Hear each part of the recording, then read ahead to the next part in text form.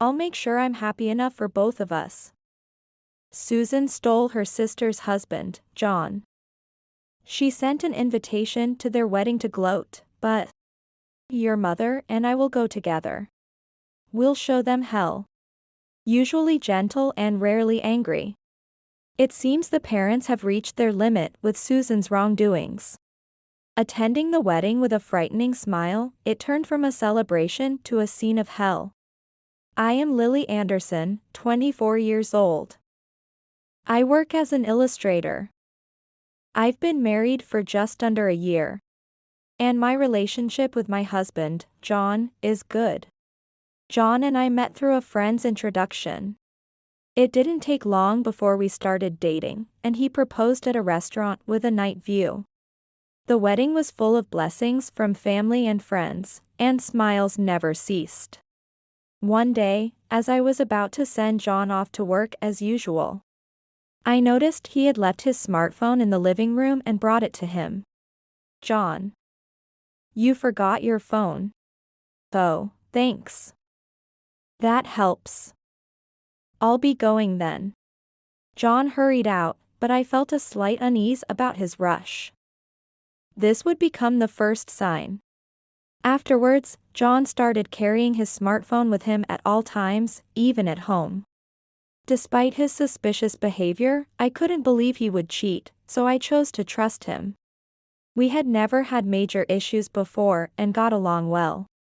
So I convinced myself that everything would be okay. However, this belief would soon be shattered. One day, after I finished hanging the laundry, I went back to the living room and noticed a notification on my own phone. It was an email from an unknown account. Hey, it's been a long time, hasn't it? How are you? It seemed like a message from someone I knew. But I had heard of scams where someone pretends to be an acquaintance. So, I decided to ignore it. If it were important, they would call. Hey, don't ignore me. I see you've read my message. Ignoring your sister is really mean. The moment I closed my phone, it rang again, and checking it, I was surprised to see the word sister from the same unknown account. Indeed, I do have a sister named Susan, who has always been troublesome. For instance, financial issues.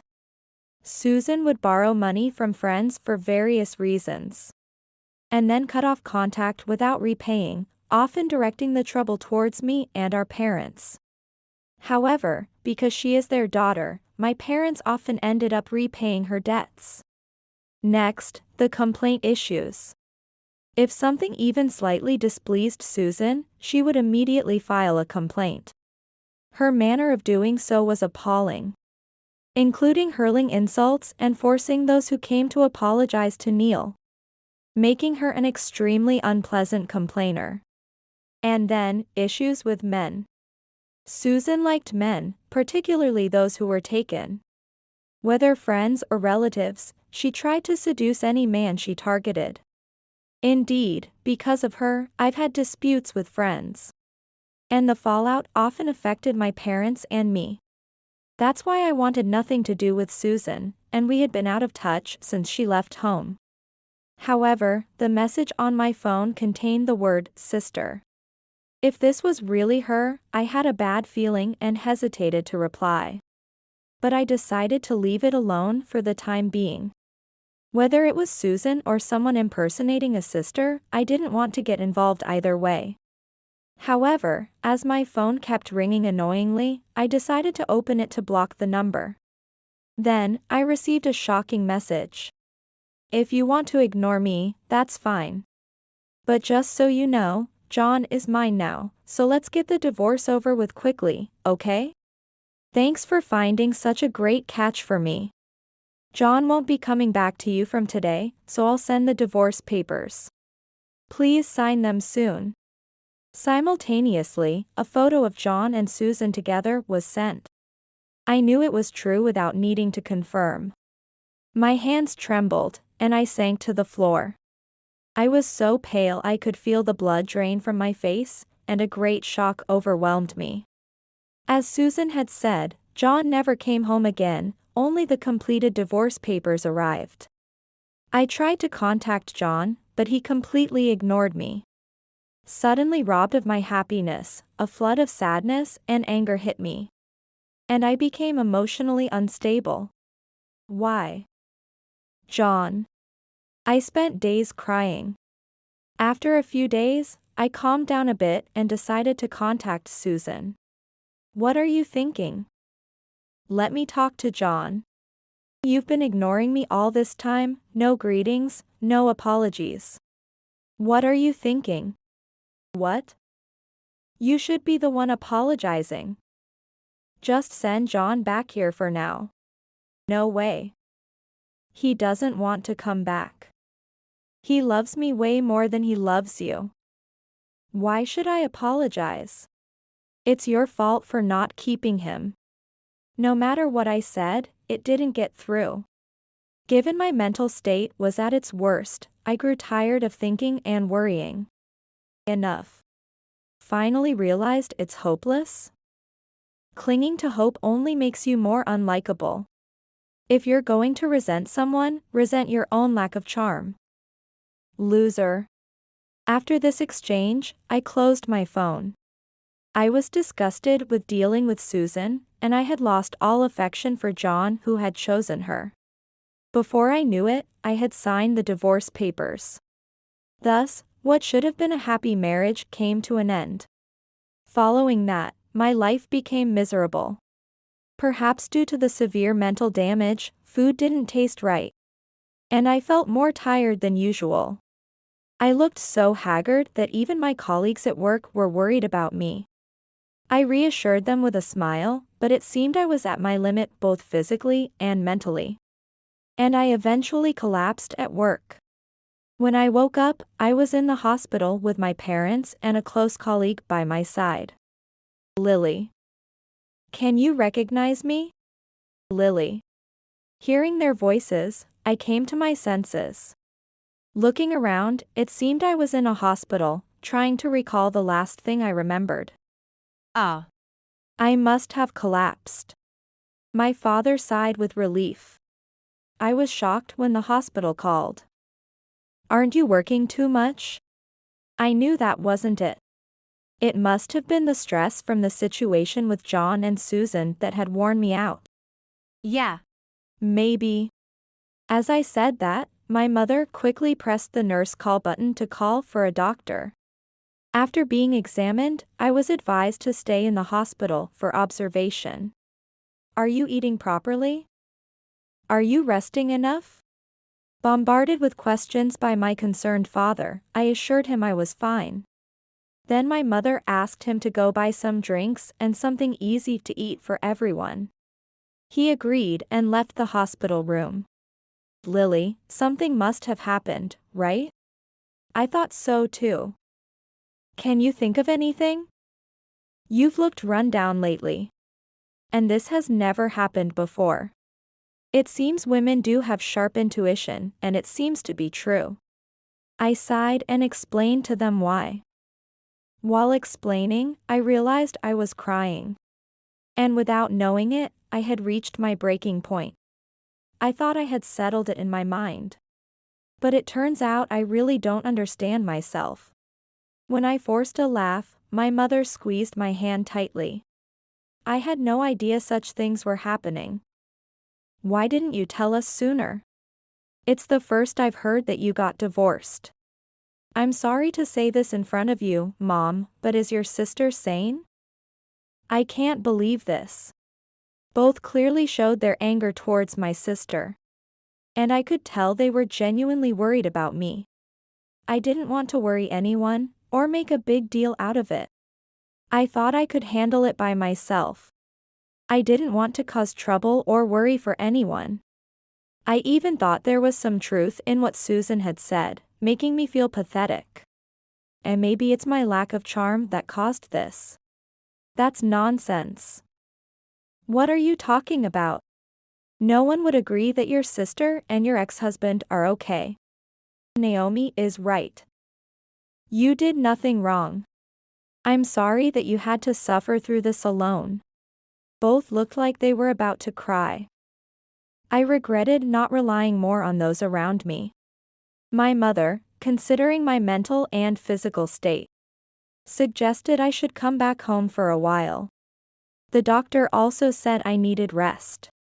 And Naomi would handle the necessary paperwork at the company for me. When I told my father about resting at home, he immediately told me to come back. Afterwards, Naomi managed to explain the situation at work well. And I got a call from HR saying, "You have accumulated leave, so take your time to rest." When I thanked Naomi, she told me that she was there to help and that I could rely on her anytime. After a few days at home, I could feel myself physically and mentally recovering. Holding things in really isn't good, I realized. And today, Naomi came to visit again, and while we were enjoying cake prepared by my mother, my phone rang. Curious, I opened it, and my heart raced. Yoo-hoo. How are you doing? I thought you might be curious about what's going on with us, so I decided to give you a call. It was Susan, from whom I hadn't heard since that tumultuous day. I regretted carelessly opening my phone. Naomi noticed the change in my expression. What's wrong? Are you okay? Yes, I'm fine. I responded, but it was clear something was off. Naomi asked if she could see the phone. I hesitated, not wanting to cause more worry. But remembering that bottling things up wasn't good, I nodded and handed my phone to Naomi. Naomi's expression turned puzzled as she looked at the phone. What is this? Is she picking a fight? It's your sister, right? I nodded, and Naomi closed the phone. Just ignore it, ignore it. Actually, let's block her. You don't need to deal with people like this. Convinced by her words, I was about to block her when another message from Susan arrived. We've been living together smoothly since then. And guess what? I'm pregnant. You might think already, but nope, John and I have been together for 6 months now. The word pregnant stopped time for me. We had been trying to conceive during our marriage. We hope we'll be blessed with our baby soon, was something we strived for together. So this message tore through my heart. Tears came unbidden, and seeing this, Naomi was shocked and took the phone from my hands. What? Unbelievable. I'm so irritated I could explode. We should sue them. Sue them. That was something I had considered when I first received the message. But now, I had no energy left and had given up. I just don't want to deal with this anymore. When I muttered this, Naomi calmed down. Sorry. I got carried away. You're right. You don't want to deal with this. That's for the best. Naomi rubbed my back, and her touch was so comforting that I cried for a while. Then, as I was in this state, my mother came into the living room. Hey, Lily. Actually, I haven't told your father about this yet. I understood what her words meant. If he knew, my father would be furious. But I think it's time we told him. My mother's solemn words hit me hard. I thought for a moment. I think it's better to tell him too. This is just too much. With Naomi's agreement, I decided to let my mother speak to him. Naomi went home, and in the evening, my father returned from work. Oh. It smells good here. What's for dinner tonight? Welcome home, Dad.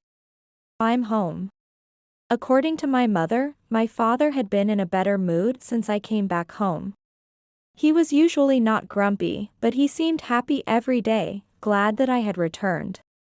I was genuinely happy and thankful to have a safe place to return to.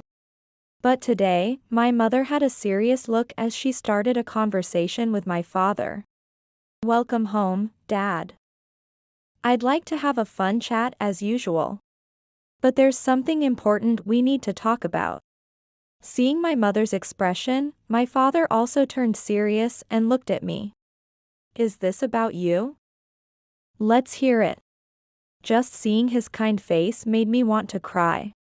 After explaining everything to him, his expression remained calm. But I could feel an undercurrent of anger. I see. Lily, don't block her yet. Huh? You don't need to read the messages, but don't block her just yet. Told so by my father, I nodded. He must have a plan.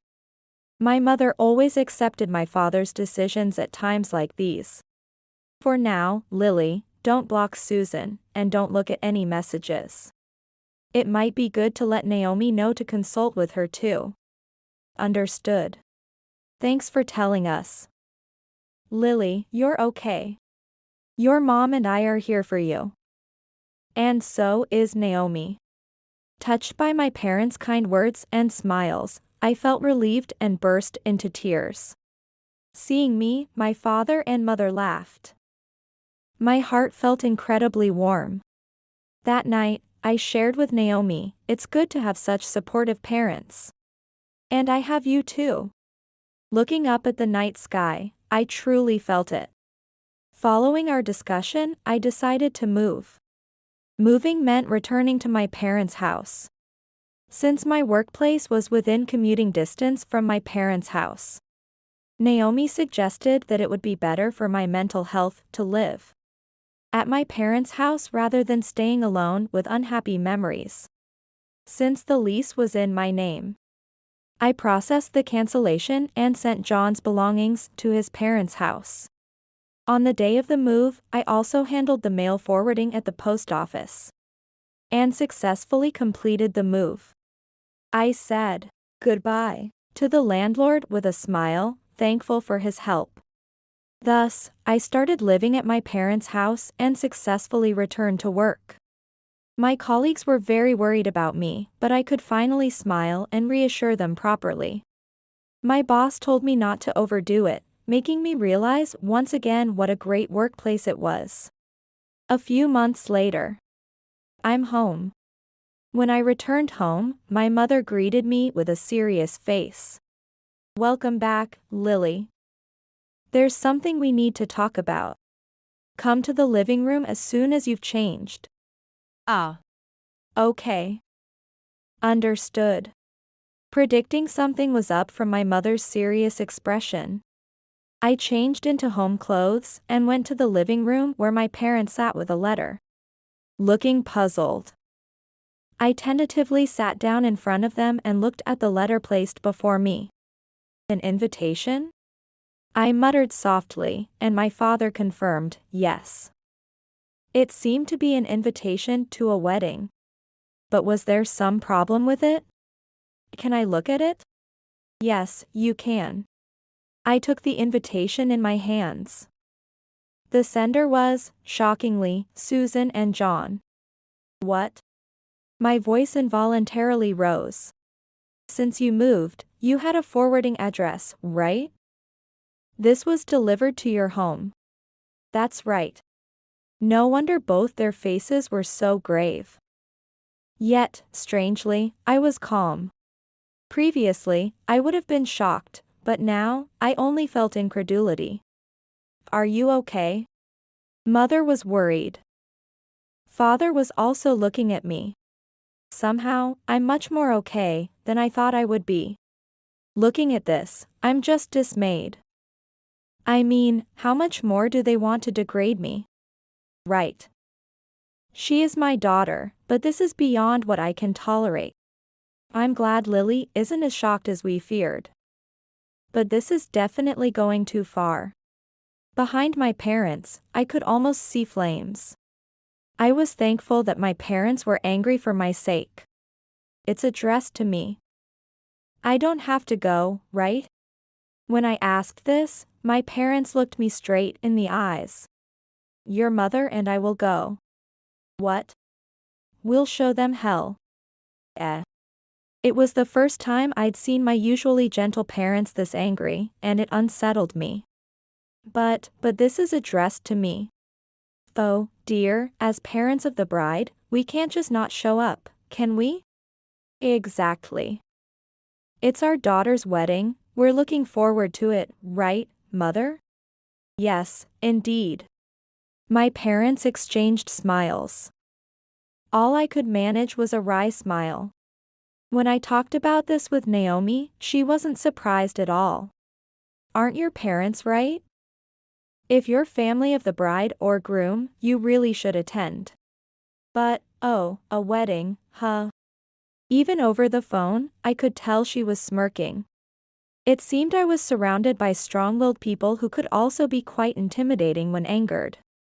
On the day of the wedding. Are we really going? Are you sure?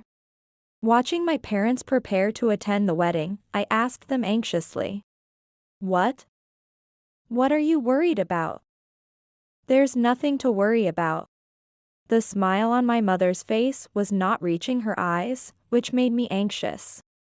Father showed a similar response, preparing steadily despite my concerns. I wonder if this is okay. Ignoring my worries, I heard the sound of a car arriving. I went to the front door to check, thinking they had called a taxi. But the car parked outside was familiar. And out of the car stepped Naomi. Naomi? What are you doing? I exclaimed as I opened the door, and there was Naomi. Dressed in a party dress, looking glamorous. Morning. Are your dad and mom ready? No, answer my question first. Eh? I'm attending the wedding too, you know? Huh? I was shocked by her statement, and just then, my parents came out of the house. I asked them what was going on, and it turned out that Naomi had a friend who was a relative of John. After explaining the situation, she was allowed to attend as his relative's girlfriend. Hearing this, my parents didn't try to stop her, instead, they were excited to go together. While I was wondering what they were thinking, Naomi said, I can't just stand by and let this happen to Lily. You understand, right? Although I was anxious, I agreed. Then, my parents and Naomi left for the venue together in the same car. I felt like I should have gone too, but Naomi sensed this and said, if you want to see, I can show you via video call. Reluctantly, I stayed home alone. However, curious. I contacted Naomi to connect me via video call. When they arrived at the venue, my parents and Naomi headed to the registration. Naomi's name was listed thanks to John's relatives' arrangement. But my parents weren't on the guest list. The receptionist looked flustered and went to check, only for Susan to arrive at the scene. She was shocked and visibly disturbed to see my parents. How come you're here? Why? We're her parents, it's only natural for us to be here. It seems there was a mix-up since we didn't receive an invitation. Susan gave a forced smile. I invited Lily, actually. Oh, when Lily told us she was surprised too. We had no idea she was getting married. And since Lily had work today, we came in her place. It's fine to send an invitation to Lily, but you should have sent one for us too. It wouldn't look good for the bride's parents to be absent, would it? My father mentioned the lack of invitation twice. From Naomi's video call, I couldn't see my parents' expressions, but I could imagine. Oh, yes, of course. I'm just so happy my parents could be here. Susan, misunderstanding, genuinely believed her parents had come for her. How delusional. Then the groom, John, appeared and went pale on seeing my parents. Relax, John. They came to celebrate with us. They really do love me. It's because of how Lily is. Hearing this, John seemed relieved and smiled as he greeted my parents. Then John's parents joined them, and the atmosphere turned lively. Seeing John's parents, who had been kind to me as their daughter-in-law, enjoying themselves was a bit painful. Was our relationship good only because I was John's wife? I felt a bit shocked. Maybe it was right not to go after all. I muttered to myself. Then the scene moved to the ceremony. And then to the reception where Susan and John entered looking happy.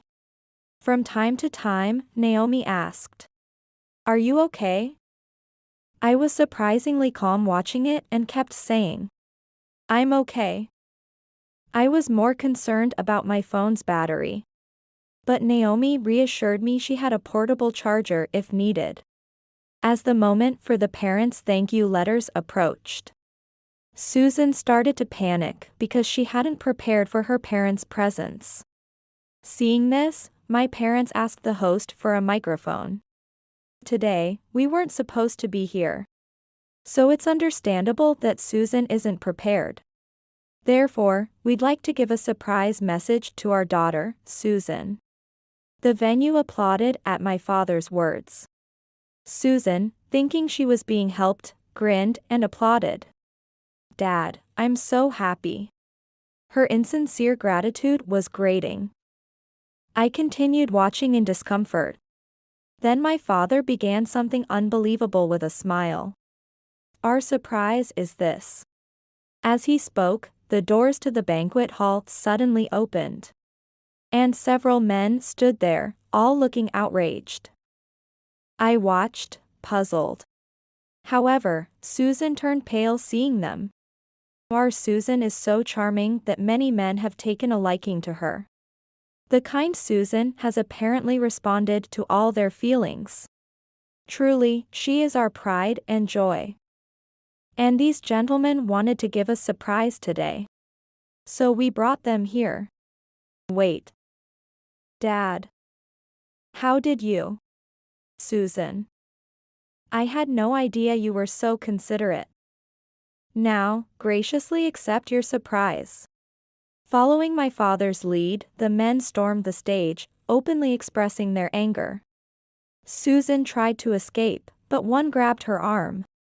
There were other men besides me? What is this marriage supposed to mean?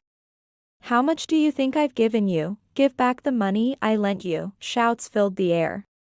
Susan turned pale and was nearly in tears. Naomi commented calmly, "Wow," but I was shocked and speechless. John was also confronting Susan, "What is this supposed to mean?" But Susan was too flustered to respond. Then my mother took the microphone and started speaking. "Actually, there's another surprise. As my husband mentioned earlier, our daughter Susan is very attractive. So much so that she is also popular among women." As my mother spoke, several women stood up. These ladies also wanted to meet Susan. Following my mother's lead, the women converged on Susan. "You stole my man, and you think you can be happy? You had an affair with my husband, pay the alimony quickly. You disappeared after borrowing money. Pay it back now." The situation was utter chaos. The wedding venue wasn't just buzzing, it was a hellish scene. I thought the other guests would be shocked, but instead, they seemed more dumbfounded. Even in such chaos, the smiles on my parents' faces were frightening. And I realized just how people saw my sister. In the midst of this battleground, a person took the microphone. "Susan, to think such a charming person is marrying my son, I'm thrilled." Unexpectedly, the former mother-in-law made a bizarre statement. Just as I was wondering what she was talking about, she continued. "While it may not compare to the wonderful surprise prepared by Susan's parents, we also have a surprise." At those words, John looked shocked. "What are you saying, Mom? Can't you see what's happening?" Ignoring John's attempts to calm the situation, the former father-in-law took the microphone. "Firstly, I'd like to thank Susan's father and mother for the appropriate surprise they've brought to this occasion. I currently run a company, but I have decided to remove John from being my successor. This is our surprise to you." "What? Huh?" Both Susan and John were dumbstruck. I had heard during their marriage that the former father-in-law was planning to make John his business successor. His declaration to do the opposite was shocking to me as well. What are you saying, Dad? You've made your own decisions to cheat, to divorce, and to remarry. Up to this point, you've made your choices. A person capable of making such grand decisions should start his own business instead of taking over mine. Don't decide on your own. You said I was the successor, didn't you? Are you kidding? John was visibly panicked by his father's words. No, we're serious. You're already standing on your own 2 feet. Use that judgment to make your way in the world from now on. With the wonderful Susan by your side. Exactly.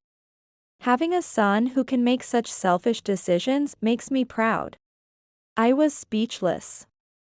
The former in-laws seemed to be smiling just like my parents. But their eyes were not. They appeared to be quite angry. Naomi was chuckling. Serves him right. I'm trying hard not to laugh out loud. I'm so shocked I can't even close my mouth. As I said this, Naomi shared more with me. In my absence, the former in-laws had come to apologize. They had treated me like their own daughter. And along with my parents, the 4 of them had planned this surprise revenge. Naomi had been in contact with my parents and had also heard from John's relatives. Apparently knowing everything. Tears started flowing as I realized how many people were on my side. You're not alone. There are so many people who care about you, Lily. How could they stay silent when someone they care about is hurt? Yes, yes. I was crying too much to speak properly, but I managed to nod. Thank you. By the time I managed to say thank you, I could see my parents and former in-laws looking at us with gentle smiles. The venue continued to be a battleground, with staff trying to intervene in the chaos. Then, a man stood up and headed towards the stage. He approached John, who went pale and then collapsed to his knees. Something was said. Then, the man returned to his seat. Hey, what did that man just say? I can't tell from this distance unless he uses a microphone. Should I go over and ask him directly? With that, Naomi took the smartphone and moved towards the man. Excuse me. When Naomi spoke to him, the man turned around. I gasped. Uncle. Yes, it was my father's brother, my uncle. Naomi showed him the screen. And my uncle was surprised and very happy to see me. Is that you, Lily? How are you? I heard about today from your dad. It must have been tough. Thank you for your concern. But I'm okay. By the way, what did you just say to John? Oh, just now. Since this is my hotel that I manage, I told him we'll be seeking damages. The reception is a mess because of the bride and groom. Hearing my uncle's explanation, both Naomi and I understood. That's why John had gone pale. After chatting a bit more with my uncle, I felt reinvigorated. We tried to get a view of Susan, but there were too many people around her to see clearly. By now, the wedding had ceased to be a celebratory event. Looking around, I saw many attendees heading home, including some of John's colleagues I recognized. But those colleagues were also leaving the venue with puzzled expressions. Well, that figures, I thought as I felt a sense of closure. The wedding ended in complete disarray, with Susan and John looking exhausted and pale by the end.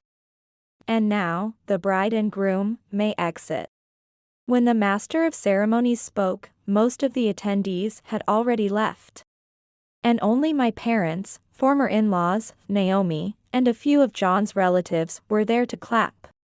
A while later, my parents returned home, and I went out to meet them, along with Naomi and John's parents. I was a bit surprised but bowed my head to the former in-laws. I apologize for not having been in touch. Thank you so much for your kindness during the marriage. And I'm sorry for ending it the way I did. I had been bothered by not being able to apologize to the former in-laws after the divorce. So I took this opportunity to express my apologies. The former in-laws, teary-eyed, placed their hands on my shoulders. It's us who should be apologizing, they said. But I insisted they didn't need to apologize and thanked them for their kindness during my marriage. Afterwards, we all had tea together, expressed our gratitude for the wedding event, and parted on good terms. I felt like I could finally close this chapter of my life, feeling refreshed. A few days later, while I was at work, my phone rang. It was a message from Susan. I had forgotten to block her, but checked the message, which was full of complaints. Your fault, our marriage is ruined. Take responsibility. It was you who snitched to the parents, wasn't it? Jealous much? Just because you're unhappy, don't push it on others. Pathetic loser. I pondered for a moment, then asked Naomi, who was at the desk next to mine. Can we still claim damages for infidelity? Easy. She's been sending enough evidence herself. Indeed. Feeling completely over it, I decided to hire a lawyer to demand alimony. I saved all the correspondence and images Susan had sent, and replied to her. Oh, thanks for all the evidence of your affair. You'll be hearing from my lawyer soon, so let's stop the direct contacts, okay? A lawyer? What are you thinking? Stop it. Susan began deleting the messages and images she had sent. But I informed her that I had already saved all the evidence, which visibly unsettled her, and she started apologizing. Sorry. It was all lies. I'll return John, who's no longer going to be the next CEO. And I won't say terrible things anymore. Please, let's forget the alimony. I'm already drowning in debt. I'm not involved anymore. Don't need John either, so do whatever you like. Maybe it was good you took him away. Don't need a man who cheats. Thanks for saving me in the end, big sis. I sent that and cut off contact. I blocked Susan, and she tried to reach out through different accounts, but I blocked those too. I consulted with the lawyer I had been referred to, submitted all the evidence. And they were quick to act. Whether the lawyer had contacted him or not, I soon received a message from John. Maybe because things hadn't worked out with Susan. He sent a creepy, Romeo type of message, which I didn't respond to and blocked. My parents also received a request from him to speak with me. But after feeling intimidated by my parents, he hasn't contacted me since. Later, my lawyer informed me that Susan and John had finally agreed to pay the alimony. Susan apparently tried to fight the claim using her usual tactics. But such arguments don't work against a lawyer. Realizing she had no chance, she reluctantly agreed. John, too, initially resisted but, upon realizing that Susan had sent me ample evidence of their affair, he became pale and conceded. Although it was painful to think how much I had been hurt by such childish people, I was grateful for the many people who had supported me. Afterwards, Susan and John divorced. Susan, having no one to turn to, once contacted her parents. But they declared they were cutting ties, and she hung up crying. John, a rumor milled at work, felt uncomfortable and resigned. Unable to return home, he now scrapes by with part-time jobs. As for me, I received high praise at work and was promoted. In a new department, I met someone special and we began a serious relationship. Naomi and a relative of John are also getting along well, often sharing fond stories about each other. And to celebrate this relief, next month, my parents, Naomi And the former in-laws are all planning to take a trip to a hot spring. Although I had once hit rock bottom, I now feel happier than before. My name is Linda Harris, and I'm 48 years old. For most of my life, I thought I had everything figured out. I had a stable job, a comfortable home in Austin, Texas, and a family that I cherished above all else. My husband, David, and I had been married for over 20 years. We raised two wonderful children, Jake, who's 24, and Emily, who's 22. I thought we were living a normal, happy life, but life has a way of revealing truths that you'd rather not know. My story begins with the sudden death of my father. It was a cold morning when I received the call that changed everything.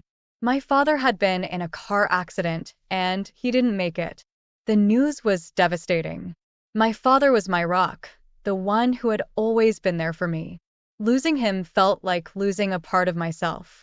But what followed his death was something I could never have anticipated. My mother, who was in her late 60s, took my father's death very hard. She was never the same after that day. Not long after, she was diagnosed with terminal cancer. I was crushed. My mother had always been a strong woman, but now she was weakened by grief and illness. She needed me, and I knew I had to be there for her. David, my husband, didn't seem to understand the gravity of the situation. "Can't someone else take care of her?" he asked, as if it were a simple matter. But it wasn't. My brother lived out of state, and there was no one else to care for her. I decided to move back into my family home to take care of my mother during her final days. It was a decision I made without hesitation, but David wasn't pleased. David and I had been living in company housing, a benefit of his job. The rent was affordable, and it was convenient for his work. But my mother needed me, and the only way to care for her properly was to move in with her. I suggested that I could live with my mother for a while, but David was annoyed. "Who's going to cook? Who's going to clean?" he asked, more concerned about his own comfort than my mother's well-being. I tried to explain how important it was for me to be with her, but David's lack of empathy was becoming increasingly apparent. I moved in with my mother, and David grudgingly agreed to stay in the company housing, but it was clear that he was not happy about the arrangement. He didn't visit often, and when he did, his visits were brief and filled with complaints. During those difficult months, I watched my mother slowly fade away. It was heartbreaking to see her in such pain, but I was grateful for the time we had together. She often expressed her gratitude for my presence, unaware of the strain it was putting on my marriage. I did everything I could to make her comfortable, managing her medications, preparing her meals, and simply being there for her. As the months passed, I noticed that David's attitude was becoming more distant. He complained about the inconvenience of the situation, but I was too focused on my mother's care to confront him. I knew that things weren't right between us, but I told myself that once my mother was gone, we would have time to mend our relationship. My mother passed away peacefully in her sleep, just as the doctors had predicted. It was a devastating blow, but I took solace in knowing that I had done everything I could for her. My brother came for the funeral, and so did my children. It was a small, somber affair, and I couldn't help but notice that David and his parents were behaving strangely. During the funeral, David and his parents refused to sit in the family section, choosing instead to sit at the back of the room. I was hurt, but I was too overwhelmed by grief to say anything. After the service, I overheard them making comments about how burdensome it had been to attend. It stung, but I still didn't confront them. I wanted to believe that David was just stressed and that things would return to normal. But things didn't return to normal. After the funeral, I overheard a conversation between David and his parents that left me stunned. They were discussing the possibility of a large inheritance, $7 million, they believed, and how it could change everything for them. I was shocked. Where had they gotten this idea? My parents were not wealthy, and there was no such inheritance. It was at that moment that I began to see David for who he truly was. The man I had spent over 2 decades with, the father of my children, was planning something behind my back. But I didn't yet know the full extent of his betrayal. The $7 million inheritance was just the beginning of a series of events that would tear my family apart and force me to find a strength I didn't know I had. After my mother's funeral, I returned to the family home, feeling an overwhelming sense of emptiness. The house, once filled with memories of love and warmth, now seemed cold and hollow. But I wasn't prepared for what would come next. A few weeks passed, and David suggested that we should take a family trip. He handed me travel vouchers and said it might help me relax after everything I had been through. It seemed like a thoughtful gesture, something I hadn't expected from him given his recent behavior. I was surprised, but I wanted to believe that maybe he was trying to make amends, so I agreed. Before we left, I made a quick stop at Jake's place to visit him and his sister, Emily. I hadn't seen much of them while caring for my mother, and I missed them dearly. We spent some time together, and they were both pleased to see me. They were also surprised by David's suggestion for a trip, but like me, they hoped it was a sign that he was trying to turn things around. The trip itself was peaceful, almost too peaceful. I spent time with my children, soaking in the hot springs and trying to let go of the stress that had been building up over the past few months. But deep down, something felt off. David had stayed behind, saying he needed some time alone, which was unlike him. I tried to push the uneasy feeling aside, telling myself that it was just my nerves playing tricks on me. When the trip was over, I returned home with a renewed sense of hope, ready to face whatever came next. But as soon as I arrived, my heart sank. The family home was gone, wrecked beyond recognition. The place where I had spent so many years with my parents, where I had nursed my mother through her final days, was nothing but a pile of debris. I stood there in shock, unable to comprehend what I was seeing. It felt like the ground had been ripped out from under me. I couldn't understand why this had happened. Then, out of nowhere, David appeared with his parents, all three of them wearing smug expressions. David's words were cold and calculated. "Finally, I'm rid of that burden," he said, his voice dripping with satisfaction. "Starting today, my parents are moving in with me at our house." I could barely process what he was saying. "What are you talking about?" I asked, my voice trembling. "Have you lost your mind?" But deep down, I knew exactly what was going on. They had wrecked the house, my family home, because they believed there was a $7 million inheritance waiting for them. David had assumed that by destroying the house, he could push me to claim this imaginary fortune and bring it to him. I stood there, feeling an intense mixture of anger, betrayal, and heartbreak. I couldn't believe that the man I had shared my life with, the father of my children, had done something so cruel, all for the sake of money that didn't even exist. And the worst part was, David wasn't alone in this. His parents had been part of the plan from the start. They stood there, waiting for me to hand over the inheritance, but there was nothing to give. I couldn't help it. I burst out laughing. It was the kind of laughter that comes from utter disbelief, from the realization that everything you thought you knew was a lie. "There's no inheritance," I finally managed to say through my laughter. "You wrecked the house for nothing. There's nothing left." Their smug expressions quickly turned to confusion, then anger. "What do you mean, no inheritance?" David demanded, his face turning red. But I didn't answer him. I was done explaining myself. The truth was out, and there was nothing more to say. I walked away from the wreckage, leaving David and his parents to stand in the mess they had created. The house might have been gone, but I wasn't about to let them walk away from this unscathed.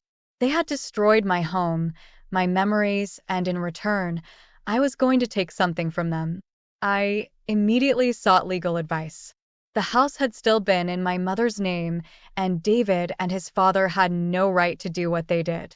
As it turned out, they had used David's father's connections in the construction industry to carry out the wreckage themselves, without any legal permission. They had even given me those travel vouchers to ensure I was out of the way while they carried out their plan. It was clear to me that they had gone too far, and I was determined to make them pay for what they had done. I wasn't just fighting for myself.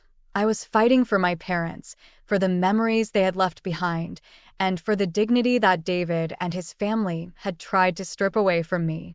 The battle was far from over, and I was ready to see it through to the end. When I walked away from the wreckage of my family home, I knew there was no turning back. The love I once felt for David was replaced with a resolve to fight for what was right. I couldn't allow him or his parents to get away with what they had done, not after they had destroyed everything I held dear, all for a non-existent $7 million inheritance. I met with a lawyer the very next day. As I explained the situation to him, he listened intently, his expression growing more serious with each detail. When I told him about how David and his father had wrecked the house without any legal permission, his face hardened. "This is a clear case of property destruction, Linda," he said. "Not only can we hold them accountable for the damages, but we can also pursue compensation for the emotional distress this has caused you." Hearing those words gave me a sense of relief I hadn't felt in months.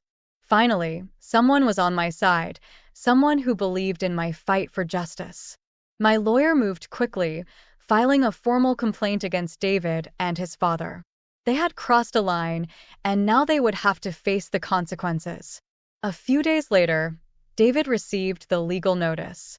I wasn't there to see his reaction, but I got a taste of it soon enough when he called me, his voice filled with anger.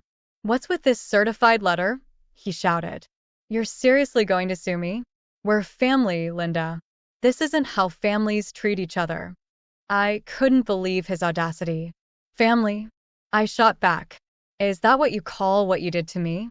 Destroying my mother's house, thinking you'd get your hands on millions that don't even exist? You should be grateful I'm only suing you for damages. You have no idea how much you've hurt me." There was silence on the other end of the line, and for a moment, I thought I had gotten through to him. But then he started making excuses, blaming everything on his father. "I didn't mean for it to go this far," he said, his tone shifting to something that almost sounded like regret. "Dad thought it was the best way to get things settled. I just went along with it." I wasn't buying it. "You went along with it because you were greedy, David. You didn't care about me, or my family, or anything other than that imaginary money. Well, guess what? There's nothing to settle. You and your father are going to pay for what you did." I hung up the phone, my hands shaking. I was done being the understanding wife. I was done letting David and his family walk all over me. I had spent too long putting everyone else's needs before my own, and now it was time to take care of myself. As the legal process unfolded, I discovered something even more shocking. Emily, my daughter, came to me one evening with her phone in hand. "Mom, you need to see this," she said, her voice trembling with anger. She showed me a listing on a popular online marketplace. There, in full view, were my mother's belongings, her cherished possessions, the ones that had survived the wreckage of the house. My heart sank as I realized what this meant. "Who's selling these?" I asked, my voice barely above a whisper. "It's Grandma," Emily said, her face pale. "She's selling everything that was left from the house. Dad must have given her access, and now she's just selling them like they're junk." I felt sick to my stomach. It wasn't enough for them to destroy the house. Now they were profiting off my mother's memories. I knew I had to act fast. I called the police, reporting the theft of my mother's belongings. My lawyer assured me that we could pursue charges for the theft as well, adding to the already mounting case against David and his family. The investigation moved quickly. David's mother's account on the marketplace was shut down, and the items were pulled from sale. I was able to recover most of what she had listed, but the damage was done. The betrayal cut deeper than I could have ever imagined. These were the people I had once called family, and now they were little more than strangers who had taken everything from me. As if this wasn't enough, the final blow came when David's father was diagnosed with terminal cancer. I found out when David called me, his voice frantic and desperate. "Dad's dying, Linda. What am I supposed to do?" I was stunned by the news, but I couldn't find it in me to feel sympathy. The man who had wrecked my life was now facing his own mortality, and instead of feeling sad, I felt a strange sense of justice. "I don't know, David. Maybe you should reflect on how you treated my parents when they were sick. Maybe you'll find some answers there." David didn't say much after that. His father's death came quickly, and with it, the final unraveling of everything they had tried to build. In his will, David's father left his house to Jake, my son, an ironic twist, considering everything that had happened. Jake, determined not to let history repeat itself, decided to have the house demolished, just as David had done to my family home. The wreckage of that house felt like the closing of a chapter, one that had been filled with pain, but also with a newfound strength I never knew I had. David and his mother were left with nothing, no house, no money, and no family to support them. And as much as I wanted to feel sorry for them, I couldn't. They had made their choices, and now they were living with the consequences. I, on the other hand, was ready to start anew, leaving the past behind and focusing on the future that lay ahead. In the weeks following David's father's death and the demolition of his house, I began to see everything in a new light. The destruction of my family home, the betrayal by my husband, and the theft of my mother's belongings had all taken a toll on me, but they had also revealed something important: my own strength. I had survived the worst of it, and now it was time to move forward. Jake, who had inherited his grandfather's house, made a decision that surprised me. "Mom," he said one day, "I'm going to build a new house on the land where Grandpa's house stood. I want you to come live with us when it's ready. You don't have to be alone anymore." His offer filled me with warmth. I had been living with Emily while everything was being sorted out, and as much as I loved my daughter, I knew I couldn't stay with her forever. Jake's fiancée was supportive of the idea, and for the first time in a long while, I felt like I had a place where I truly belonged. I agreed to move in with Jake once the house was built. It was a fresh start, a chance to rebuild not just a home, but a life that had been shattered by greed and betrayal. I was determined not to become the kind of mother-in-law that David's mother had been. Instead, I wanted to be a source of support and love for my son and his future wife. As for David and his mother, they had fallen on hard times. With no house and no savings, they were forced to move into a small company-owned apartment. I heard from mutual acquaintances that they were struggling, but I felt no desire to reach out. They had made their choices, and now they had to live with the consequences. The irony wasn't lost on me. David and his mother were now in the very position they had tried so hard to avoid by wrecking my family home. Meanwhile, I finalized the legal matters. David finally paid the damages and compensation from what little he had left of the inherited assets. The money didn't matter to me as much as the principle. It was a final act of accountability, something that had been missing for far too long. As I settled into life with Emily and awaited the completion of Jake's new house, I found myself reflecting on everything that had happened. The $7 million inheritance that David and his parents had been so obsessed with had never existed, but the cost of their greed had been very real. They had lost everything: house, family, dignity, while I had gained something far more valuable: a new sense of purpose and a chance to start over. When Jake's house was finally completed, I moved in with him and his fiancée. The house was beautiful, filled with light and warmth, a stark contrast to the darkness that had clouded my life before. For the first time in a long time, I felt at peace. I knew the road ahead wouldn't be easy, but I also knew that I was no longer alone. I had my children, my new home, and the knowledge that I had stood up for myself when it mattered most. In the end, the past was behind me, and a new chapter was just beginning. And this time, it was one I was writing on my own terms. It was early morning in Portland, Oregon, when I first began to sense something was off. The city was still quiet, and I was in the kitchen, brewing coffee, when David walked in. For once, he was dressed in a suit. I hadn't seen him in anything other than sweatpants and old shirts since he lost his job as an IT specialist a few months back. "Big day?"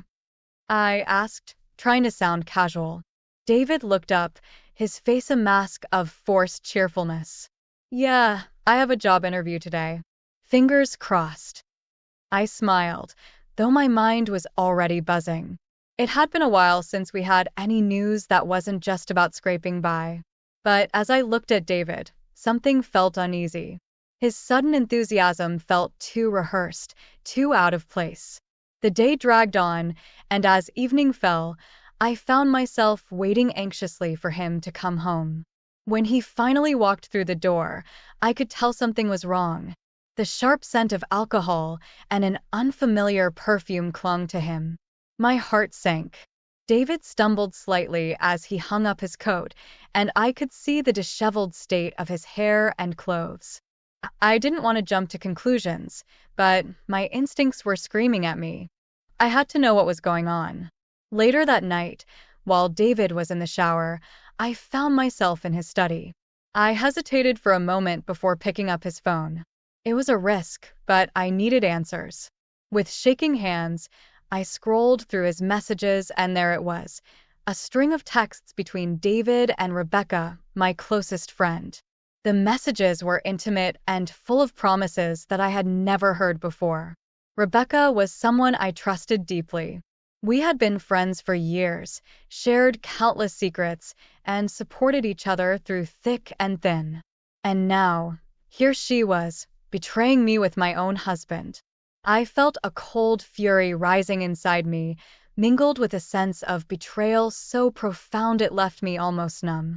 David had used my business credit card to buy gifts for Rebecca. There were receipts for luxury items, which I later found stashed in his desk drawer. He had been financing their affair with the money I had earned, money that was supposed to secure our family's future. That night, I lay awake, staring at the ceiling, trying to process everything. Ella, our 8-year-old daughter, was asleep in the next room, unaware of the storm brewing just outside her door. I worried about her, about how this would affect her. She was perceptive, mature for her age. I knew she would sense the tension, and that thought made my heart ache. Weeks passed, and I tried to keep up appearances. I focused on work and Ella's routine, but in the background, I was quietly gathering evidence. I followed David one day and saw him with Rebecca at a high-end store, laughing and shopping together. The sight was a cruel confirmation of what I had already discovered. During this time, my brother Mark came to visit. He had always been my rock, and his presence was a much-needed comfort. Mark was completely unaware of the affair. He had come to help with Ella while I juggled work and the emotional turmoil. One evening, while Mark was playing with Ella, I took the opportunity to confront David. My hands trembled as I spoke, but I needed him to know that I was no longer in the dark. David, still in denial, tried to deflect, but I had already seen too much. "Ella knows something is wrong," I said, my voice breaking. "She's been talking to Mark. She's worried." David's face paled, and for a moment, I saw a flicker of guilt in his eyes. But then he masked it with anger. "You're overreacting. It's not what you think." But I knew the truth, and as painful as it was, I had to protect Ella.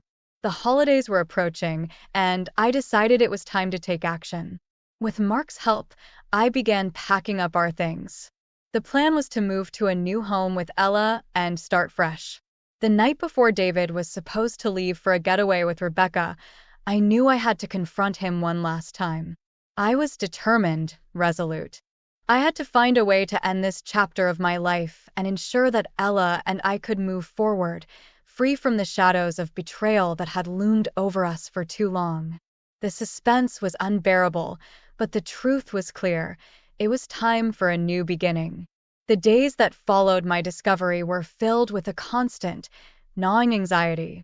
I kept everything on a tight leash, trying to maintain normalcy for Ella's sake. Meanwhile, the plan to leave David was taking shape, and I couldn't wait for the right moment to put it into action. The night before David was set to leave for his getaway with Rebecca, I felt a mix of dread and determination. I knew I had to confront him about the affair.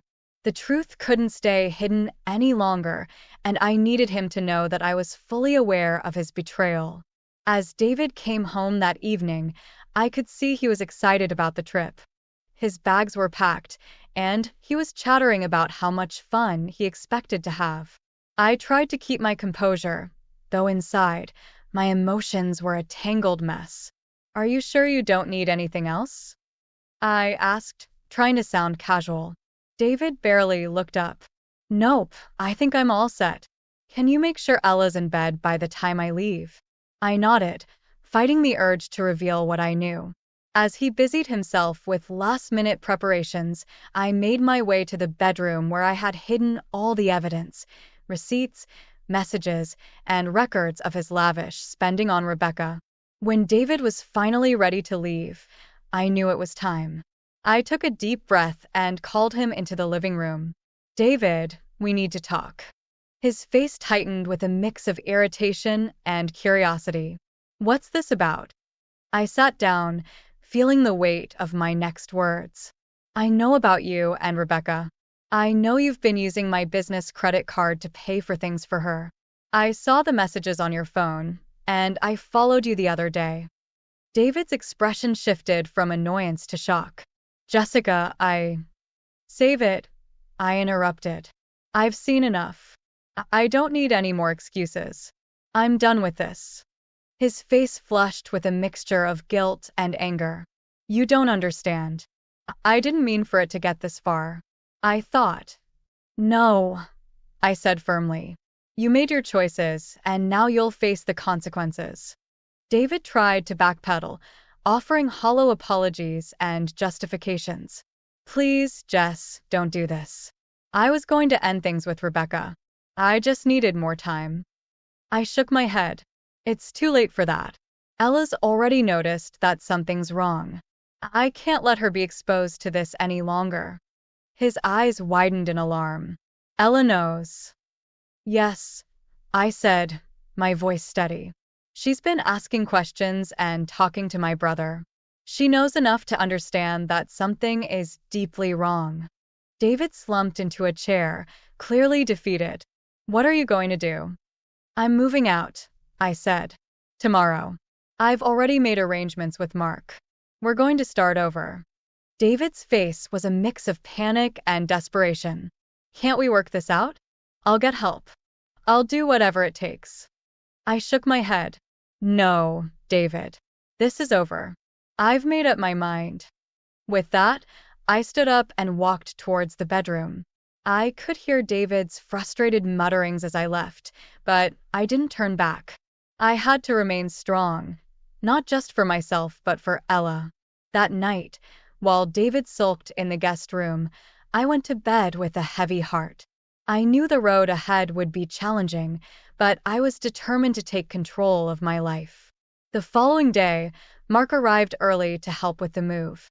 He had a look of quiet resolve as he packed up our belongings, his presence a steady anchor amidst the chaos. Ella, oblivious to the full extent of what was happening, was busy with her toys, her innocent laughter a stark contrast to the turmoil unfolding around her. David tried to reach out to me multiple times during the day, pleading and bargaining, but I remained resolute.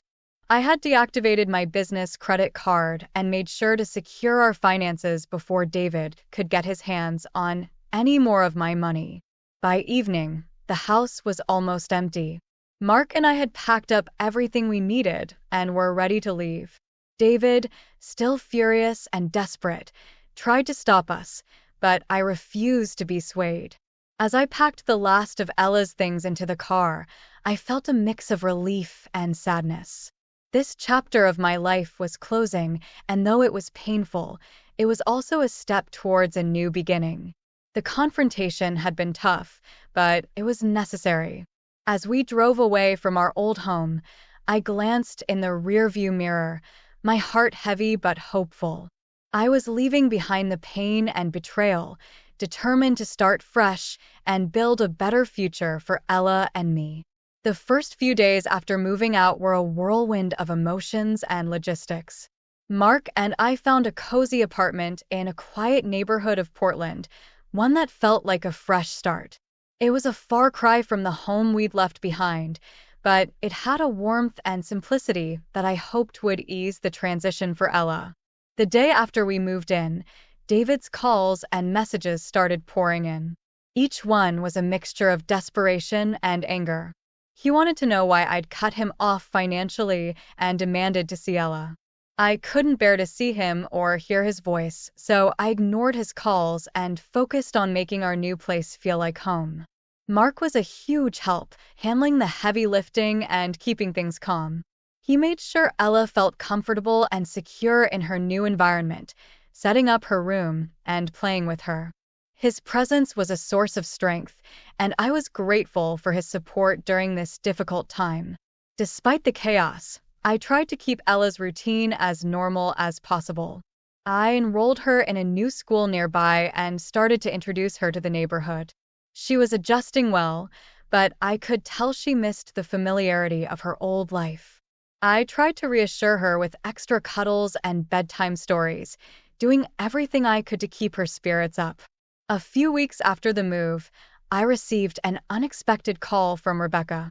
It was late one evening, and I was tucking Ella into bed when my phone rang. I almost didn't answer, but curiosity got the better of me.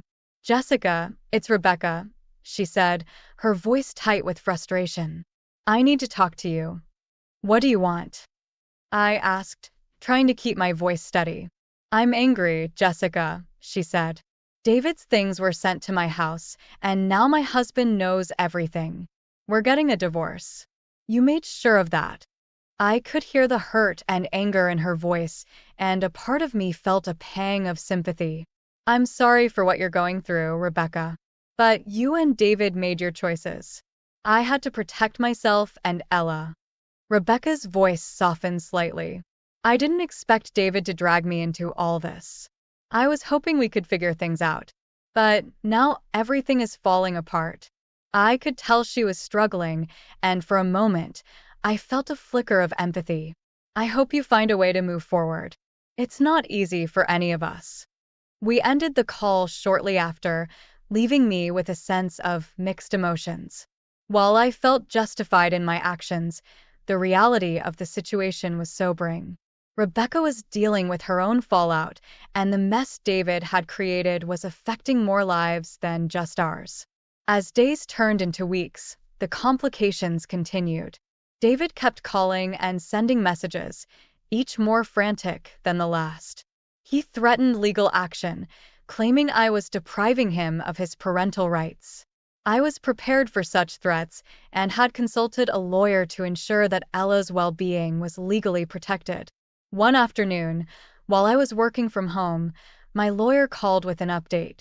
"Jessica, I've reviewed David's claims. He's trying to contest the custody arrangements, but given the circumstances and his recent behavior, it's unlikely he'll succeed." I breathed a sigh of relief. "Thank you for handling this. I just want to focus on Ella and give her a stable environment." "That's the right approach," my lawyer assured me. "Keep documenting everything, and we'll get through this." Despite the legal battles, life slowly began to settle into a new routine. Ella and I attended local events, made new friends, and started to find our rhythm. I continued working hard at my job, determined to keep my career on track while providing for my daughter. One evening, as I was finishing up some paperwork, Mark came by for a visit. He brought dinner and, more importantly, a reassuring presence. "How's everything going?" he asked, setting down the bags of food. "Busy but manageable," I replied. "Ella seems to be settling in well. I think she's finally starting to feel more at home here." Mark smiled. "That's good to hear. I'm glad you're making progress." As we sat down to eat, I reflected on the journey so far. The confrontation with David had been necessary, but it had set off a chain reaction of challenges and adjustments. I was navigating a new life, one that was filled with uncertainties, but also with hope. The holidays were approaching, and I was determined to make them special for Ella. We decorated our apartment with festive lights and ornaments, creating a cozy and cheerful atmosphere. I wanted her to have a sense of joy and normalcy during this time of transition. As the season changed and the new year approached, I felt a cautious optimism. The road ahead would still have its hurdles, but I was ready to face them head-on. With Mark's support and my determination, I was building a new foundation for Ella and me, one step at a time. The aftermath of David's betrayal had been challenging, but it was also a time of growth and resilience. I was learning to navigate this new chapter in my life, committed to providing a better future for my daughter while standing strong in the face of adversity. As the new year began, I felt a renewed sense of purpose and determination. The legal issues were gradually settling down, and the apartment was becoming more like home with each passing day. Ella was adjusting well, and I was determined to make sure our lives were as stable and happy as possible. David's calls had become less frequent, and I had managed to cut off all financial ties with him.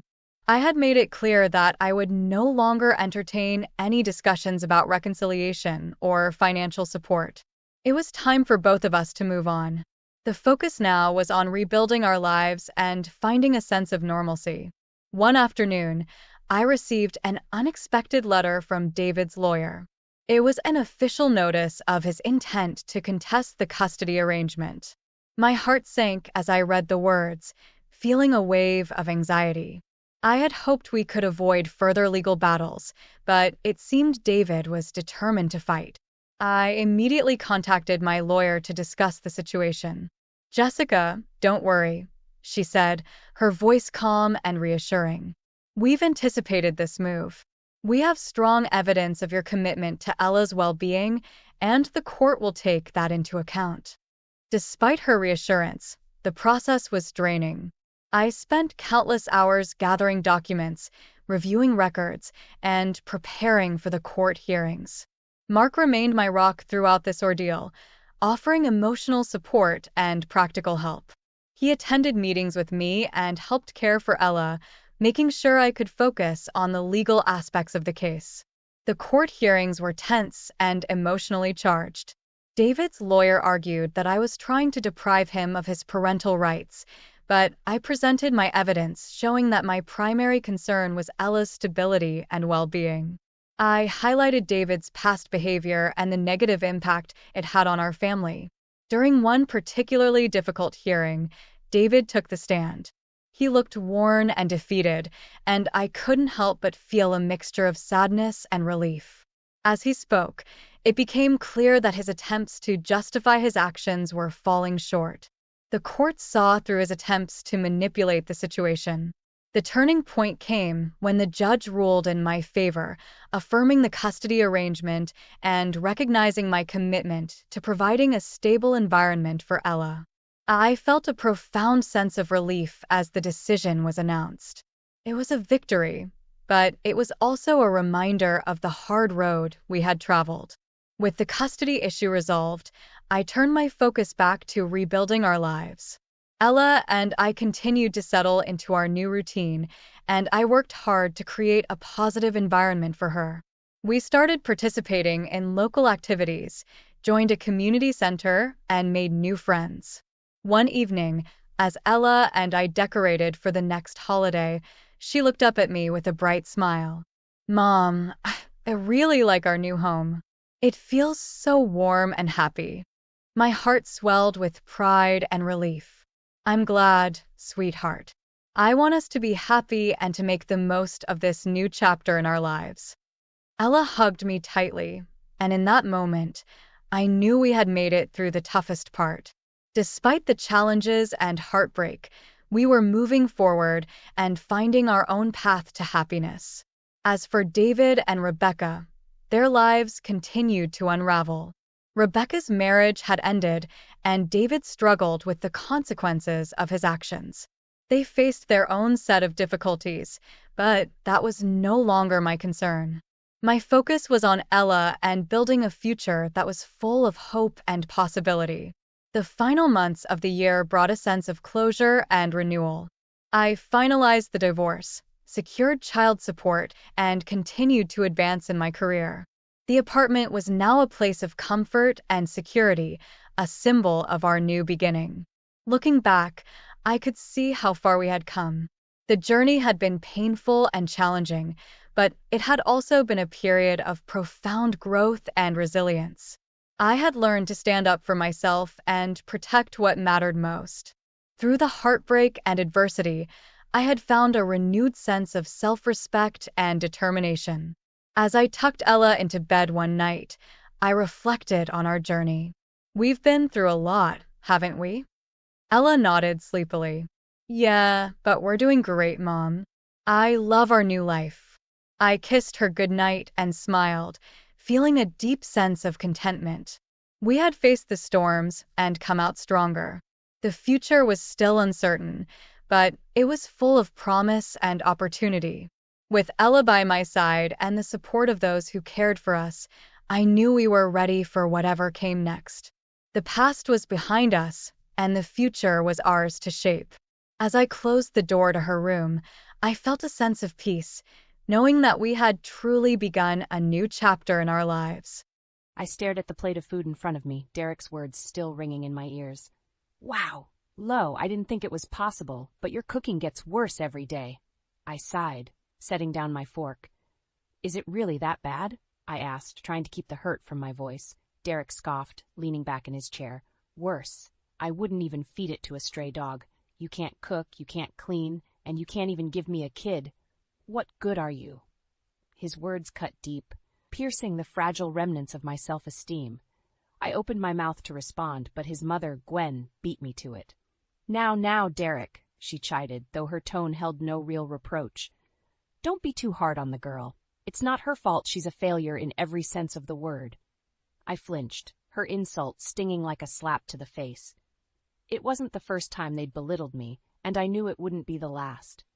Living with Derek and his mother was a constant battle, a war of attrition against my very soul.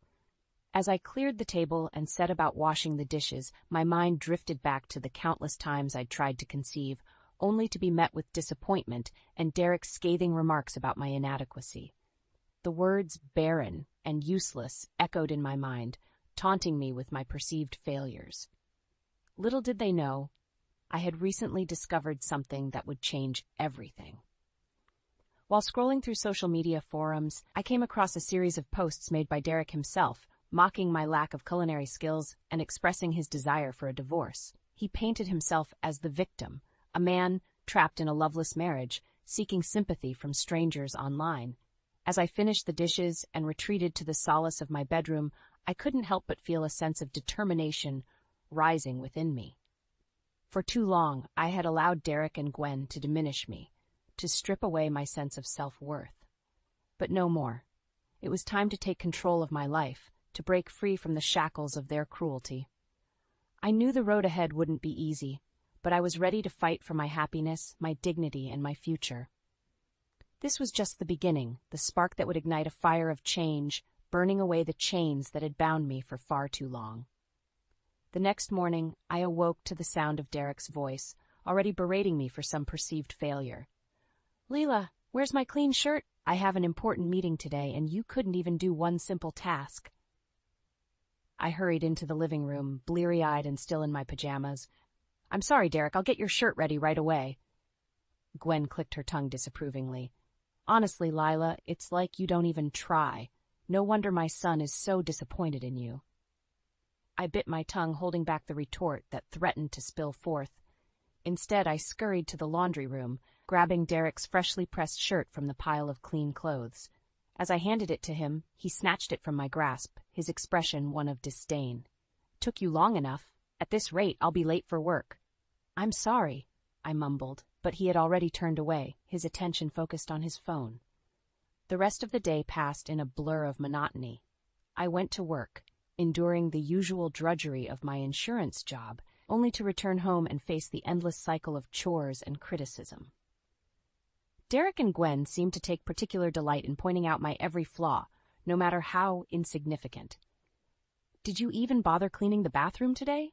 Gwen sneered as I entered the kitchen to start dinner. "Of course I did," I responded, my voice weary. "Well, it doesn't look like it," Derek chimed in, his tone dripping with contempt.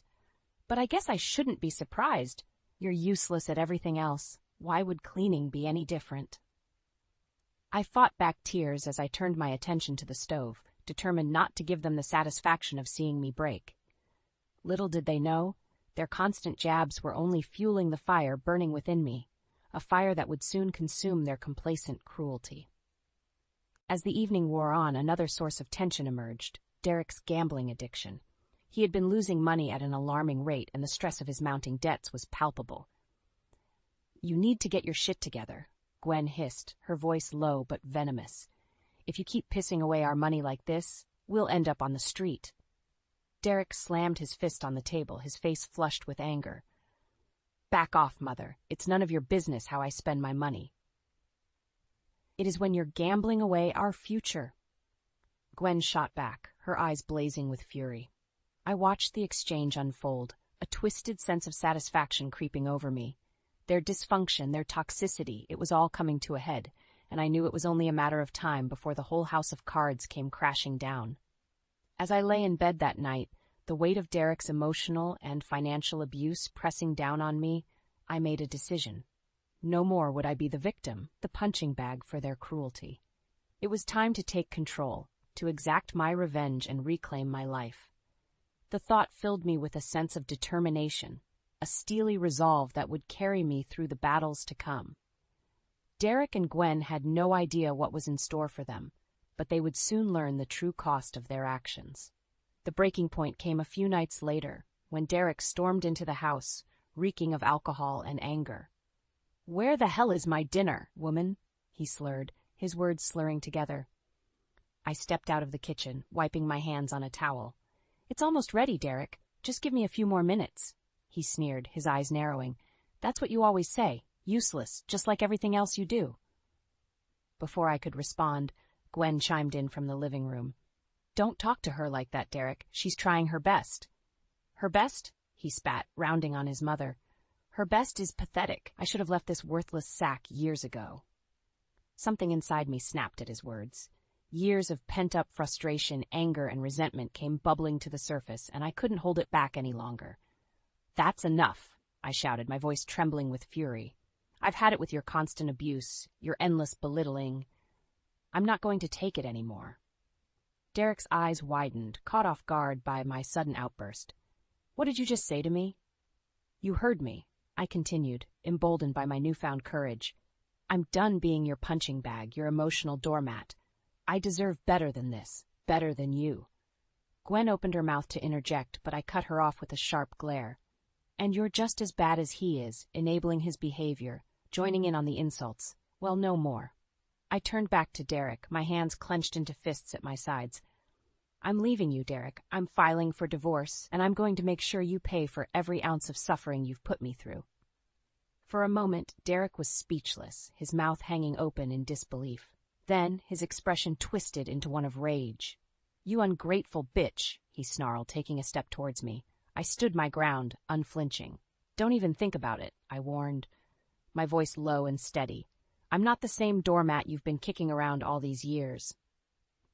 With that, I brushed past him, ignoring his sputtered threats and insults. I quickly packed a bag with some essentials and headed for the door, my heart pounding in my chest.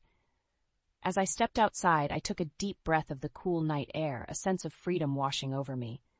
I knew the road ahead would be long and difficult, but for the first time in years I felt alive, invigorated by the prospect of reclaiming my life. I made my way to my brother Jason's house, knocking on the door with a newfound sense of purpose. When he opened it, his eyes widened at the sight of my disheveled appearance and the bag slung over my shoulder. "Lila, what's going on?" I steeled myself, pushing back the tears that threatened to spill forth.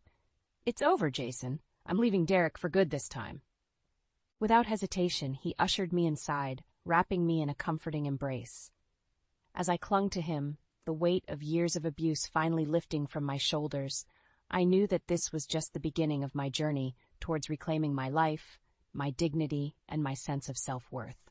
And Derek and Gwen? They would soon learn the true meaning of karma, the consequences of their actions rippling outward like a tidal wave, sweeping away the foundations of their smug superiority. After recounting the years of abuse I had endured at the hands of Derek and Gwen, Jason and his wife Emma were furious. Emma's eyes blazed with anger as she pulled me into a tight hug. "That bastard," she spat. "How dare he treat you like that? You don't deserve any of this, Lila." Jason nodded in agreement, his jaw clenched. "We're going to make him pay for what he's done. You have our full support, sis." I felt a wave of relief wash over me, grateful for their unwavering support. With their help, I knew I could finally break free from Derek's toxic grip. Over the next few days, we hatched a plan. First, I contacted a divorce lawyer to begin the legal process of separating from Derek.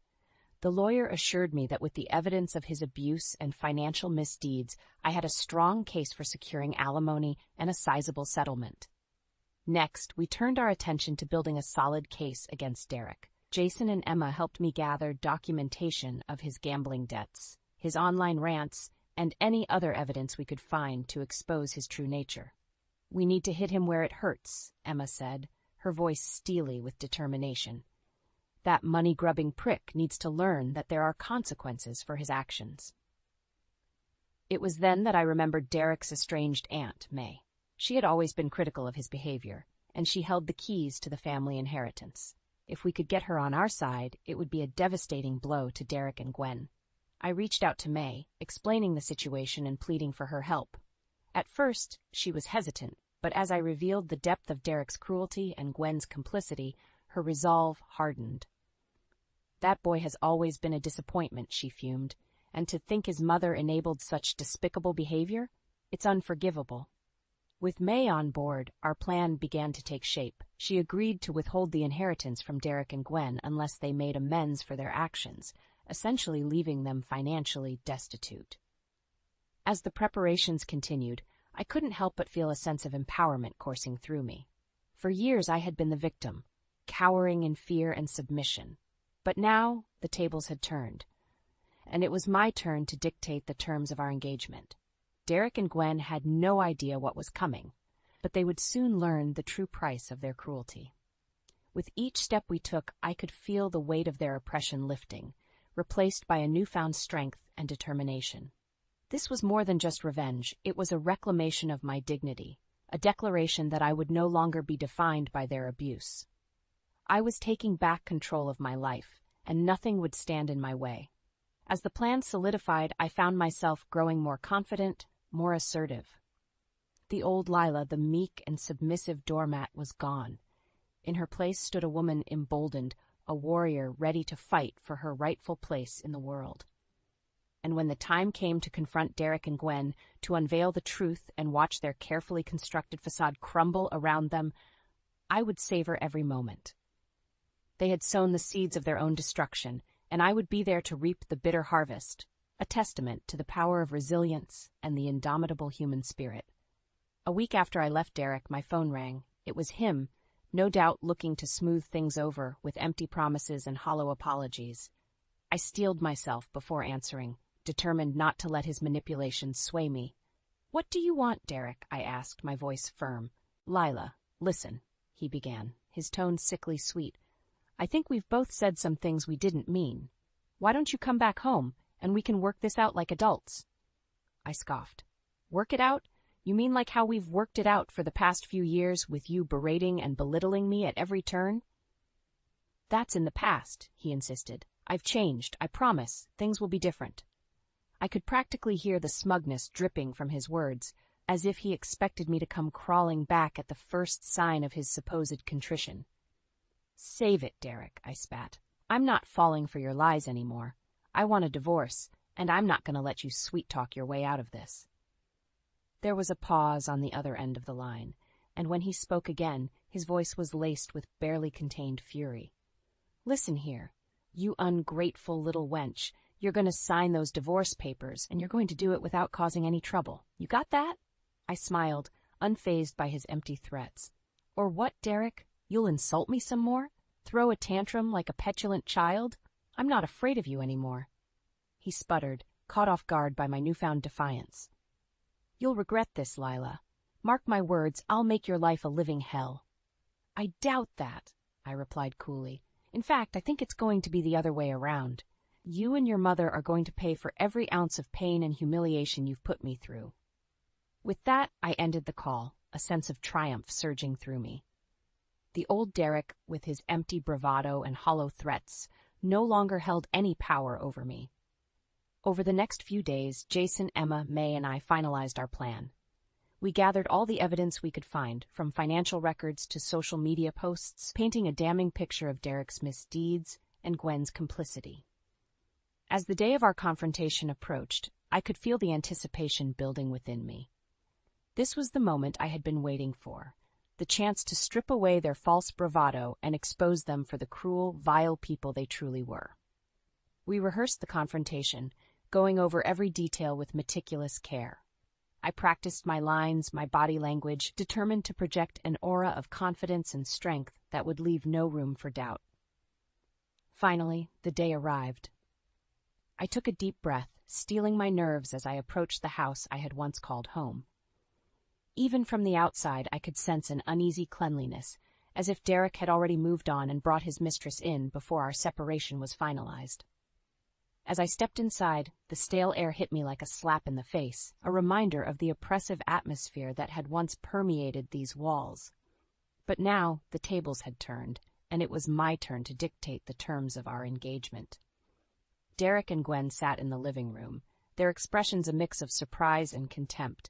Before they could utter a word, I launched into my prepared speech, laying out the evidence of their cruelty and financial misdeeds with surgical precision. As I spoke, I could see the color drain from their faces, the realization of their impending downfall slowly sinking in. Derek's mouth opened and closed like a fish gasping for air, utterly blindsided by the depth of our preparations. And then, just as I was about to deliver the final blow, the front door opened and May stepped inside, her steely gaze sweeping over the room. "Hello, nephew," she said, her voice dripping with disdain. "It seems we have much to discuss." The look on Derek and Gwen's faces as May entered the room was priceless. Their smug arrogance melted away, replaced by a mixture of fear and disbelief. They knew, in that moment, that the game was up. "Aunt May," Derek stammered, attempting to regain his composure. "What are you doing here?" May fixed him with a withering glare. "Don't play dumb with me, boy. I'm here because of the shameful way you've treated this poor woman." She gestured towards me, her lips pressed into a thin line. Gwen, never one to back down, tried to interject. "Now, May, I'm sure there's been a misunderstanding. Derek and Lila are just going through a rough patch, that's all." "A rough patch?" May scoffed. "From what I've heard, this has been going on for years. Years of emotional abuse, financial manipulation, and outright cruelty." I watched as Derek's face contorted with rage, his fists clenching at his sides.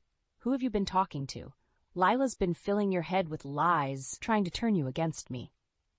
"Enough of your lies, Derek," I spat, stepping forward. "I have all the proof I need right here." I brandished a thick folder stuffed with documentation of his misdeeds. Gwen's eyes widened as she caught sight of the folder, and her complexion paled. "Derek, what have you done?"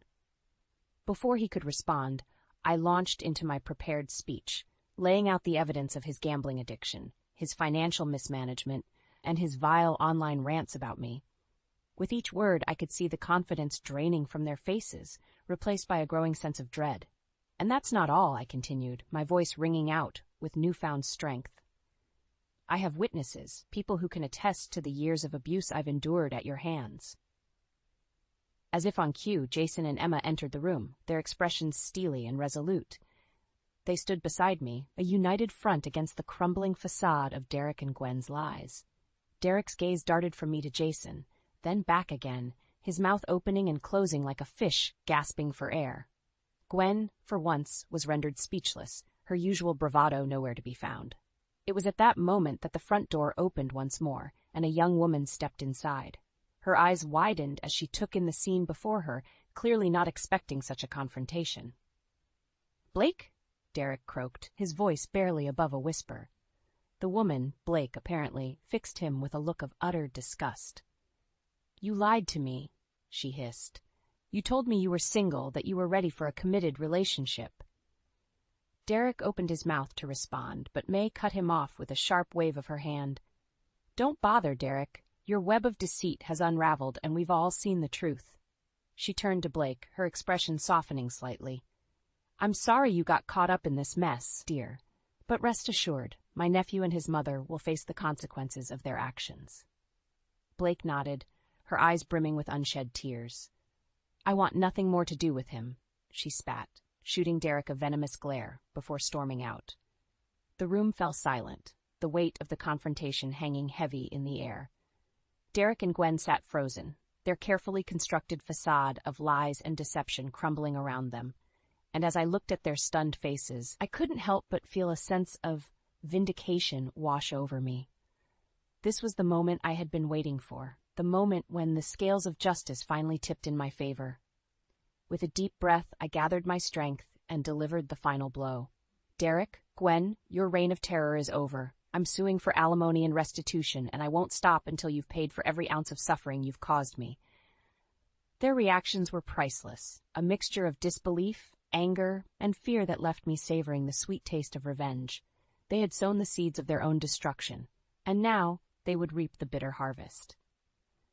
As I turned and walked out the door, Jason and Emma by my side, I felt a weight lift from my shoulders. The shackles of oppression had been broken, and I was finally free. Free to live my life on my own terms, to embrace the future with courage and determination. And as for Derek and Gwen, their day of reckoning was just beginning. The aftermath of the confrontation was like a whirlwind, with events unfolding at a dizzying pace. As Blake stormed out, her face twisted with rage and betrayal, Derek made one last-ditch effort to salvage his crumbling lies. "You can't seriously believe her," he sneered, gesturing towards me. "She's just trying to turn everyone against me, to take me for everything I've got." I fixed him with a steely glare, unfazed by his pathetic attempts at manipulation. "Save your breath, Derek. The jig is up and you know it." Jason stepped forward, his expression thunderous. "Don't even try it, man. We have more than enough evidence to bury you in court." "Evidence?" Gwen scoffed, her voice dripping with disdain. "What kind of evidence could you possibly have?" In response, I tossed the thick folder onto the coffee table, its contents spilling out in a cascade of damning documentation. Financial records, printouts of Derek's online rants, even photos and witness statements. It was all there, laid bare for them to see. Derek's face paled as he rifled through the papers, his hands trembling with barely contained fury. "Where did you get all this?" he demanded, his voice rising in pitch. "That's not important," May interjected, her tone stern. "What's important is that we now know the truth about your gambling addiction, your financial misdeeds, and your despicable treatment of Lila." Gwen opened her mouth to protest, but May silenced her with a withering glare. "Don't even try to defend him, Gwen. You're just as culpable in all this, enabling his behavior and joining in on the abuse." Derek's eyes darted around the room, searching for any shred of support or sympathy, but he found none, only the cold, hard reality of his lies and misdeeds laid bare before him. "You can't do this to me," he snarled, his fists clenched at his sides.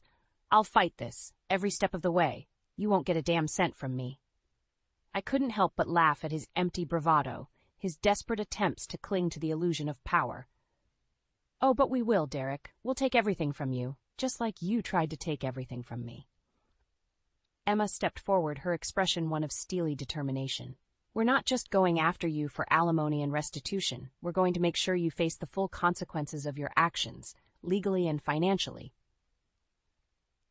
Derek's shoulders slumped, the fight draining from his body as the weight of our words sank in. He knew, in that moment, that he had lost, that his carefully constructed web of lies and deceit had finally unraveled, leaving him exposed and vulnerable. Gwen, ever the loyal enabler, tried one last time to defend her precious son. "This is outrageous," she spat. "You can't just come into our home and make these wild accusations." But May wasn't having it. She turned to her sister-in-law, her eyes blazing with a fury I had never seen before. "Enough, Gwen. Enough of your blind loyalty and willful ignorance. It ends here, today." With a heavy sigh, May reached into her purse and withdrew a thick envelope. "This is my last will and testament," she announced, her voice ringing out with finality. "And as of this moment, both you and Derek are hereby disinherited." The silence that followed was deafening, punctuated only by the sharp intake of breath from Derek and Gwen. Their faces, once so smug and arrogant, now twisted into masks of disbelief and horror. "You can't do that," Derek sputtered, his voice weak and hollow. But May simply shook her head, her expression unyielding. "I can, and I have. Consider it the price you must pay for your cruelty and deceit." And just like that, the final piece of the puzzle fell into place. Derek and Gwen, stripped of their ill-gotten wealth and inheritance, were left to face the harsh reality of their actions. Their world, once so carefully constructed on a foundation of lies and manipulation, had crumbled to dust. As I looked at their defeated faces, I couldn't help but feel a sense of triumph wash over me. This was the moment I had been waiting for, the moment when justice was finally served, when the scales were balanced in my favor. And as I turned and walked away, leaving Derek and Gwen to wallow in the wreckage of their own making, I knew that this was just the beginning. The future was mine to shape, to mold into something beautiful and fulfilling, a future free from the shackles of their oppression. The road ahead would be long, but for the first time in years, I felt truly alive, empowered by the knowledge that I had taken back control of my life. And as for Derek and Gwen, well, they would have plenty of time to reflect on the consequences of their actions, to learn the bitter lesson that karma has a way of evening the score. The weeks that followed were a whirlwind of legal proceedings and emotional upheaval. True to my word, I pursued alimony and restitution from Derek with relentless determination, leaving no stone unturned in my quest for justice. With the mountains of evidence we had gathered, my lawyer made short work of Derek's feeble attempts at defense, his gambling debts, his online rants, and his emotional abuse. It was all laid bare for the court to see, painting a damning picture of his true character. Derek and Gwen, now disgraced and disinherited, could do little more than seethe in impotent rage as the legal system ground them down, stripping them of their ill-gotten wealth and privilege. With each court ruling in my favor, I could see the life draining from their eyes, the realization setting in that their reign of terror was truly at an end. And through it all, I stood tall and unwavering, bolstered by the support of Jason, Emma, and May. They were my rock, my foundation in the face of Derek and Gwen's increasingly desperate attempts to salvage their crumbling empire. "You'll regret this, Lila," Derek spat one day after a particularly devastating court ruling. "Mark my words, you'll never know peace as long as I'm breathing." I fixed him with a steely glare, his empty threats bouncing off me like water off a duck's back. "Save your breath, Derek. You've lost, and you know it. It's time you accepted the consequences of your actions." With those words, I turned and walked away, leaving him to stew in his own impotent rage. His threats were hollow, his power stripped away by the weight of his own misdeeds. As the legal battles raged on, I found myself slowly shedding the shackles of my past, the weight of Derek and Gwen's oppression lifting from my shoulders. With each victory, each hard-won settlement or ruling in my favor, I felt a renewed sense of strength and determination, a fire burning within me that could not be extinguished. And as the dust finally settled, the final judgments handed down, I found myself in a position I never could have imagined. Financially secure, emotionally liberated, and finally free from the chains of my toxic marriage. Derek and Gwen, on the other hand, were left destitute and disgraced, their once lofty status crumbling around them like a house of cards. May had seen to it that they were evicted from the family home, left to fend for themselves in the harsh reality they had so callously inflicted upon others. As I stood in my new apartment, surrounded by the trappings of my newfound independence, I couldn't help but feel a sense of pride and accomplishment wash over me. I had fought the good fight, weathered the storm of their cruelty, and emerged victorious, a testament to the indomitable human spirit and the power of resilience. In the months that followed, I threw myself into my career with renewed vigor, channeling my newfound confidence and determination into every aspect of my work. It wasn't long before my efforts were rewarded, and I found myself promoted to a senior position within the firm, a testament to my skills and dedication. But perhaps more importantly, I began to rediscover the parts of myself that had been suppressed for so long. My passions, my dreams, and my zest for life. I took up new hobbies, explored new interests, and surrounded myself with people who truly cared for me, who supported and uplifted me rather than tearing me down. And as for the prospect of a new relationship, well, I wasn't closing that door entirely. But this time I vowed to approach it with wisdom and discernment, never again allowing myself to be subjugated or diminished by another person's cruelty or insecurity. As I stood on the balcony of my apartment one evening, gazing out over the twinkling lights of the city, I couldn't help but marvel at the journey I had taken. From the depths of emotional and financial despair, I had risen like a phoenix from the ashes, stronger, wiser, and more resilient than ever before. And in that moment, I made a silent vow, a vow to never again allow anyone to strip me of my dignity or self-worth. I was the master of my own destiny, the architect of my own future, and no one, not Derek, not Gwen, nor anyone else, could ever take that away from me again. With a deep breath and a smile on my face, I turned and went back inside, ready to embrace the next chapter of my life with open arms and an unwavering spirit. The past was behind me, and the future lay ahead, brimming with possibilities and the promise of a life truly lived on my own terms.